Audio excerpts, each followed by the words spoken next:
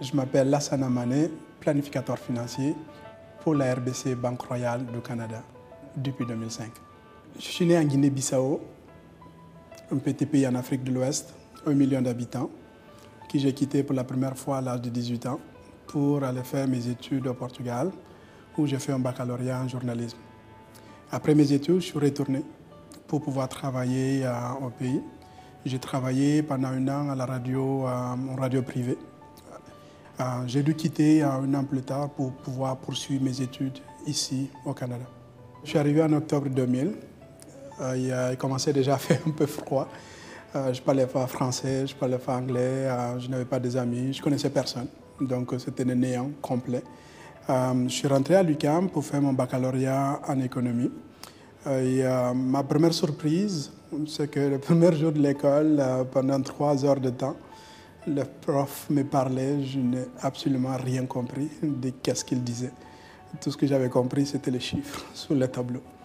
Alors à ce moment-là, j'ai compris l'ampleur des défis auxquels j'allais faire face.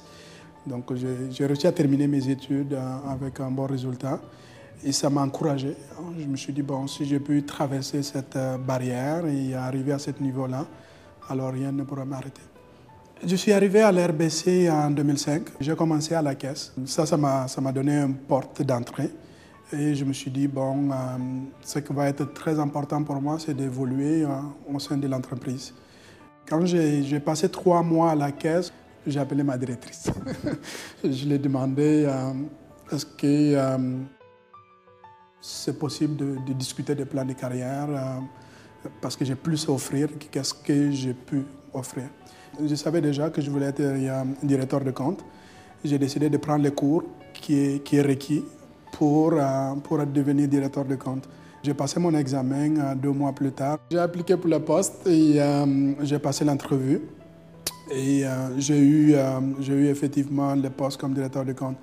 Mais ils ont tout de suite constaté cette volonté, cette soif d'apprendre et cet engouement de pouvoir avancer vite. 3 mois plus tard, j'ai fait le même exercice que j'avais fait 2 ans auparavant. Je lui ai dit, écoutez, j'ai un plan de carrière personnel et j'aimerais en discuter avec vous. Et je me suis donné 1 an pour terminer tous mes cours.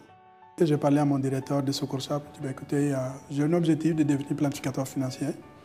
Je prépare mon examen. Je ne veux pas avoir le titre et rester longtemps sans avoir le poste. Donc j'ai commencé le poste en même temps que je préparais mon examen.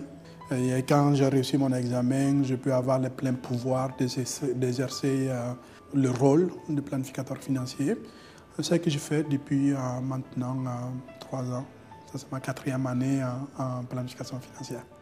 Ma plus grande fierté, c'est de pouvoir dépasser toutes les barrières linguistiques, culturelles, toutes les ouvertures, tous les blocages qui auraient pu exister pour mon intégration et pour ma réussite professionnelle.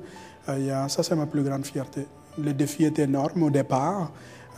J'ai dépassé 1 à 1 sans regarder en arrière, sans jamais se douter, surtout, d'avoir cette confiance de façon constante qui reste là encore aujourd'hui et qui va rester pour toujours.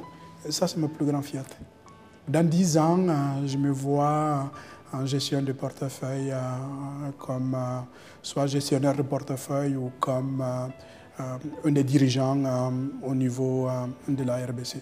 C'est mes objectifs dans les 10-15 prochaines années.